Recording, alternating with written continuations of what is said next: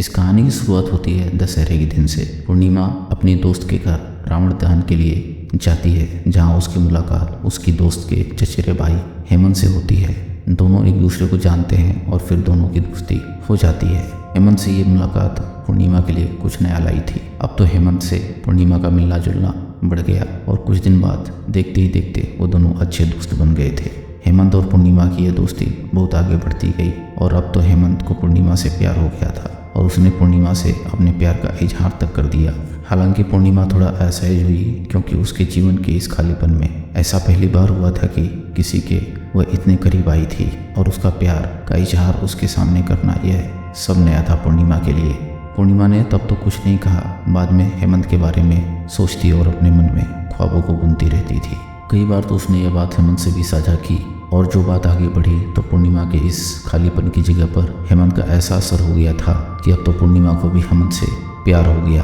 अब दोनों का प्यार परवान चढ़ने लगा था और दोनों के प्यार की ऊंचाई आसमान छूने लगी थी। बात लोगों तक पहुंच गई और बात इतनी बढ़ गई कि खबर दोनों के परिवार के दहलीज तक आ गई थी। बात जब पूर्णिमा के परिवार तक पहुंची तो पूर्णिमा के परिवार वालों ने पूर्णिमा को काफ़ी समझाया। परिवार की मान मर्यादा, इज्जत व न जाने कितने कितने ताने दिए। कई बार तो परिवार के लोगों ने पूर्णिमा के न मानने पर उसे मारा तक, उसे शारीरिक और मानसिक रूप से प्रताड़ित भी किया। पर कहते हैं ना, प्यार के लिए यह बहुत छोटी सी चीज़ है और शायद इसलिए पूर्णिमा का प्यार के सफ़र में उसका कदम का पीछे न हटना इसकी गवाही देती है। सामाजिक रूढ़िवादिता व परिवार के लाख कोशिश करने के बाद भी जब ये रिश्ता नाकाम होता नहीं दिख रहा था तो इन दोनों के पक्ष में एक दलीलें थी कि दोनों एक ही जाति व समाज से थे। जब दोनों के इस रिश्ते को नामंजूर करने की सारी कोशिशें नाकाम हो गई तो दोनों की सगाई करवा दी गई। इसे पूर्ण रूप से दोनों के प्यार की जीत तो नहीं कह सकते, पर हाँ, यह एक पड़ाव तो जरूर था शारीरिक व मानसिक प्रताड़ना से छुटकारे का। ये एक पड़ाव तो जरूर था समाज के लोगों से मिलने वाले ताने का, और ये एक पड़ाव तो जरूर था उनके मिलने जुलने पर लगी हुई पाबंदी का। बहरहाल दोनों अब एक ऐसे रिश्ते में बंध चुके थे जहां वो अपने शादी के और आने वाले कल के, जिसमें वो साथ होंगे के ख्वाब संजो रहे थे। पर कहानी का यह सफ़र यहाँ ख़त्म नहीं होता। कहते हैं न, नियति जिंदगी के पड़ाव को कब आखिरी पड़ाव बना दे ये कोई नहीं जानता। कल गणगौर है। आज पूर्णिमा बहुत खुश थी, कल गणगौर है और हेमंत उससे मिलने आने वाला है। बात थोड़ी सामान्य होने लगी थी और घर के लोग भी थोड़े बहुत खुश हैं। पूर्णिमा खुद को संवारती है, बार बार आईने में खुद को निहारती है। आज बहुत खुश है, मानो चकोर को चांद से मिलने के सारे विघ्न खत्म हो गए हो, सारे इंतजार खत्म हो गए हो। हालांकि अब तो इंतजार कल का था। पूर्णिमा के लिए ये पल मानो एक दिन का नहीं, हजारों वर्षों का था। वह प्रतीक्षा में एक एक पल को बड़ी कठिनाइयों से बिता रही थी, लेकिन मन में मिलने की उत्कंठा व आशा थी। पर आज वह बहुत खुश थी। वहीं दूसरी ओर हेमंत पूर्णिमा से मिलने के लिए अपने वहाँ से निकलता है और दुर्भाग्यवश रास्ते में हेमंत के साथ एक दुर्घटना हो जाती है और उसकी मौत हो जाती है। इस बात से बेखबर पूर्णिमा उसके इंतजार में है। पूर्णिमा के परिवार वालों ने पूर्णिमा को यह बात नहीं बताई। इधर हेमंत अंतिम यात्रा पर चलने को तैयार है, उसका दाह संस्कार होने वाला है, तो दूसरी ओर इन सबसे अनजान पूर्णिमा उसके इंतजार में व्याकुल है।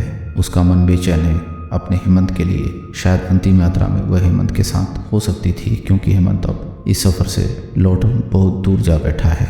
हेमंत का दाह संस्कार हो जाता है, किंतु पूर्णिमा अपने हेमंत के इस आखिरी सफ़र और उसके लिए आरंभिक दर्दनाक सफ़र से भी अब भी अनजान है। एक कभी ख़त्म न होने वाले इंतजार में ही रहती है। हेमंत की मौत की खबर से अनजान जब पूर्णिमा को उसकी मौत की खबर मिलती है तो पहले तो वह इस बात को स्वीकार ही नहीं कर पाती, वो ये सदमा बर्दाश्त ही नहीं कर पाती। उसका मानसिक संतुलन इतना बिगड़ जाता है कि अब वह जोरों से चीखती है, चिल्लाती है। उसकी जुबान पर एक ही लफ्ज़ बार बार आता है कि मेरा हेमंत कहीं नहीं गया है। मेरे हेमंत जिनके लिए कल मैं पूजा करने वाली हूँ, वो गणगौर के पूजा में शामिल होने जरूर आएंगे। उन्होंने मुझसे न भूलने का वादा किया था, इसलिए हेमंत जरूर आएंगे, मेरे हेमंत जरूर आएंगे। कभी चीखती, कभी जोर से चिल्लाती है, तो कभी अचानक अपने आप को सन्नाटे में बदल लेती है। फिर उस सन्नाटे को चीरती हुई अपने चीख पुकार से हमेशा एक ही बात दोहराती है कि मेरा हेमंत जरूर आएगा, मेरे हेमंत मुझे छोड़कर नहीं जाएंगे। अब इस बात को महीनों गुजर चुके हैं, पर उसकी जुबान पर बस एक ही बात है, मेरे हेमंत मुझे छोड़कर नहीं जा सकते, वह जरूर आएंगे। इन सब के बीच परिवार के लोग व समाज के अन्य लोग जो उनके प्यार को नाकाम करने में अपनी तमाम कोशिशें कर चुके थे, वह लोग जो कभी न जाने कितने ताने सुनाया करते थे, कभी तानों की बरसात कर दिया करते थे, आज उनकी आंखों में भी आंसू थे। पूर्णिमा के हालात देखकर आज वो लोग भी उनके प्यार की बात कर रहे थे, जिन्होंने कभी उनके प्यार को नहीं समझा था, और प्रार्थना कर रहे थे कि पूर्णिमा जल्द से जल्द ठीक हो, उसकी ज़िंदगी की खुशियाँ दोबारा लौट आए।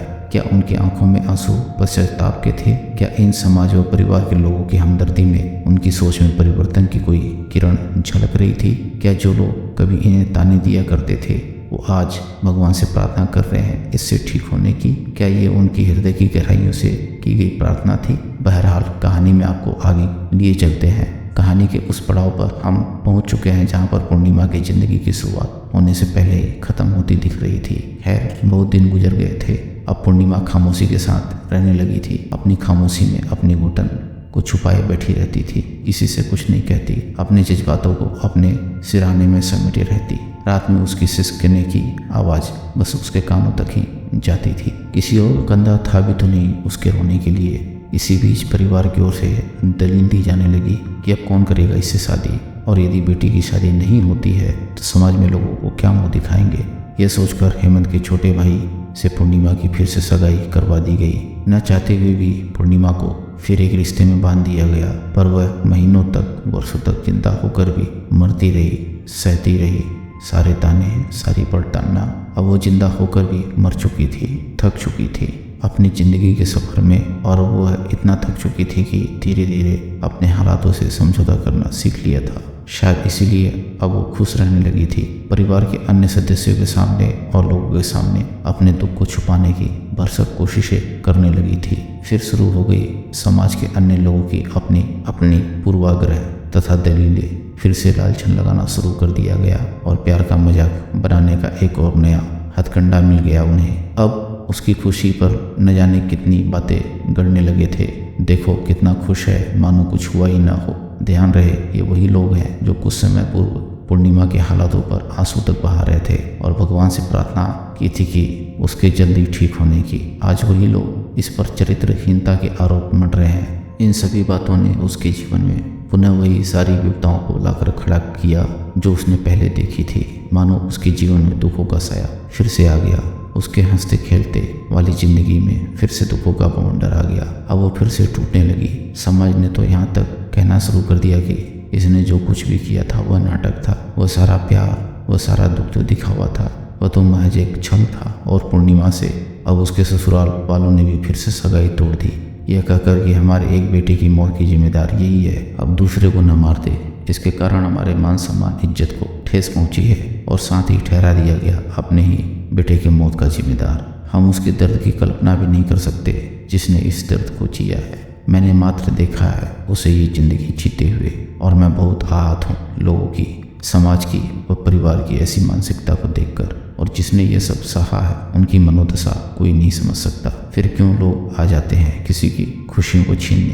क्यों लोगों को किसी की पल भर की खुशी नहीं देखी जाती? उसके दर्द को नहीं समझ सकते तो मत समझो उसे, और दर्द तो ना दो। क्यों किसी को फिर से छीनने का हक नहीं? मुझे आज तक उस लड़की का गुनाह समझ नहीं आया कि क्या किसी से प्यार करना गुनाह है? क्या प्यार करने से वो चरित्रहीन हो जाती हैं? और क्या उनका गुनाह था कि उसका प्यार अधूरा रह गया? क्या उसका गुनाह ये था कि उसने फिर से जीना चाहा? प्यार के नाम पे लोग न जाने कितने भाषण देते हैं, न जाने कितनी सारी उपमाएं दी जाती हैं। कान्हा जी और राधा जी की प्रेम को लोग पूछते हैं, क्या वाकई में पूछते हैं? मैं नहीं मानता ऐसा कि लोग मानते हैं भगवान के उस प्यार को।